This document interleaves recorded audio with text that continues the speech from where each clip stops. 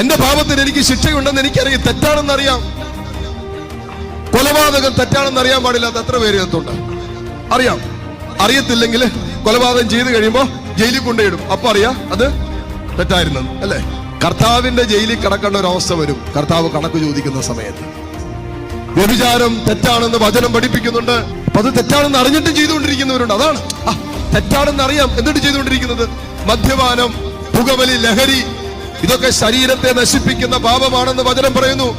1 കൊരിന്ത്യർ 3:16 വചനം പറയുന്നു, നിങ്ങളുടെ ശരീരങ്ങൾ ദൈവാത്മാവിന്റെ ആലയങ്ങളാണെന്നും പരിശുദ്ധാത്മാവ് നിങ്ങളുടെ ഈ ശരീരത്തിൽ വസിക്കുന്നുവെന്നും നിങ്ങൾ അറിയുന്നില്ലേ? അതിനാൽ ശരീരത്തെ നശിപ്പിക്കുന്നവനെ ഞാനും നശിപ്പിക്കും എന്നാ വചനം പറയുന്നത്. ഇതറിയാം, ഇതൊരാത്മാവിനറിയാം. പലവട്ടം കേട്ടിട്ടുള്ളതാണ്, ഈ സത്യം അറിയാവുന്നതാണ്. എന്നിട്ടും ശരീരത്തിൽ മ്ലേച്ഛ പാപങ്ങൾ അനുവദിച്ചുകൊണ്ട് ഈ സത്യത്തെ ബോധപൂർവം നിഷേധിക്കുന്നവരാണ് നമ്മളിൽ പലരും.